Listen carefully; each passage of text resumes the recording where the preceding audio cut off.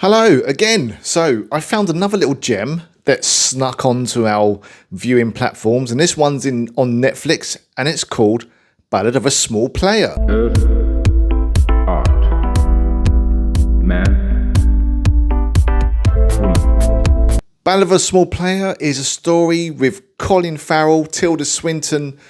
Basically tells the story of a tortured soul who's caught in a circle of addiction and gambling. All is set in the backdrop of Macau. Gorgeous Macau. It's actually made me want to go and visit now. There's always been something about Macau, I don't know, but this film, if you watch this film, you will probably think, okay, I'm going to visit. It's like the Vegas of Asia, but apparently it's the biggest gambling. I'm not really selling it, am I? But let me just tell you, the backdrop of Macau is gorgeous. So Colin Farrell, he plays this gambling addict. He's also running away from his past problems. He stole some money, and basically wallowing in a soul of pity and addiction. Colin basically wants to put his past right, and rightly so. Good man, well done, well done, that man. However, it's, in this circle of addiction and gambling, next time I'm going to win. Don't worry, next time I'm going to be lucky. He's find himself waking up in the morning in the hotels and he's been absolutely drunk from the night before. And basically his position is not getting any better. It's all throughout, it's very entertaining. Whilst he's trying to do good, it's not going very well. However, there comes a part where his counterpart is played by Fala Chen. She comes along and kind of offers this possibility of getting out. It's almost like a little angel on his shoulder. I don't want to give too much away, but it gets a bit of a character support from Fala Chen.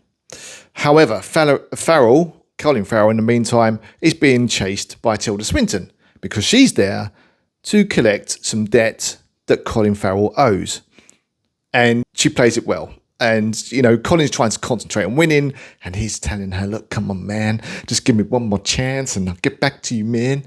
It does definitely a better performance than that. So without going further and revealing too much, I went into this film unknown. It was suggested to me by a colleague. I didn't even know it was out. It came out this year, 2025, very quietly.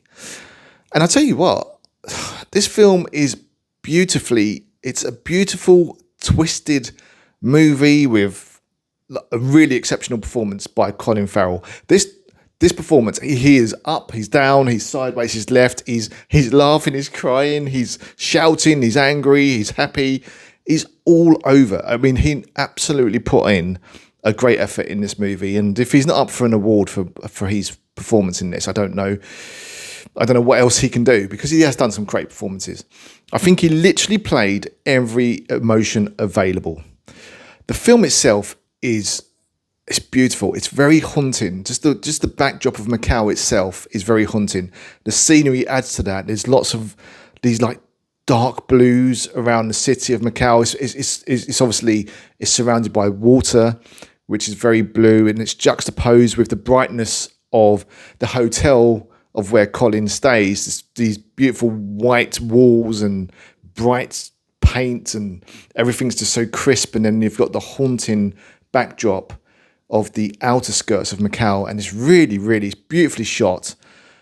It's absorbing throughout. You can't stop being. It doesn't drag, which is always great in a film. It doesn't drag. The performances all round. Tilda Swinton, Colin Farrell, Fala Chen, wonderful. At points, I wondered, though, because I wondered if I was watching like a Wes Anderson film, like the backdrop of his movie, the hotel one.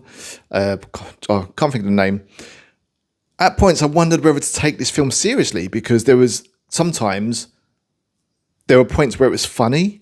There was a point where Tilda Swinton's chasing after Colin Farrell, and I thought, am I watching the same film? Is this a Coen Brothers kind of thing? And then realised, wow, I'm watching some deep shit.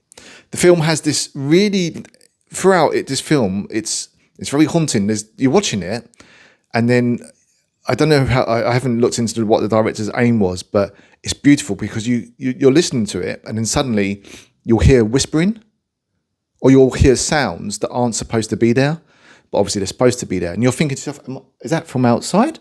I'm looking out the window of my flat thinking, where's that sound coming from? But it's actually from the movie and there's a whispering and you think, oh, that's a bit, ooh. I had to look behind me to make sure no one was there. But it's a beautiful element throughout. And Tilda Swinton puts in a great performance, and it's funny because she is a big actress, and you'd expect her to be in it more, but she's not. But you think to yourself, well, if you want to play a small part, you want the person to do it well, don't you? So let's bring in Tilda Swinton, which she did. She smashes the part.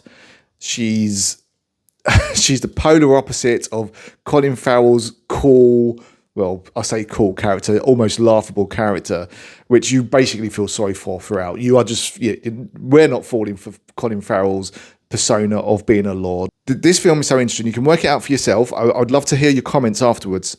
If you saw what was happening, I kind of guessed what was happening.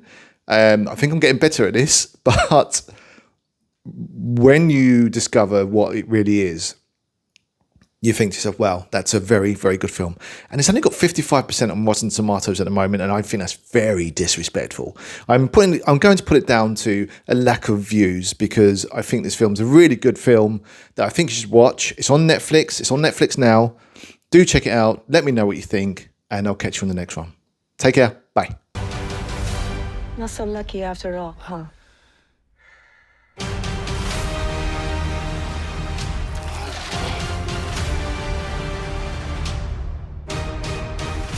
It'd take a miracle to change a man like me.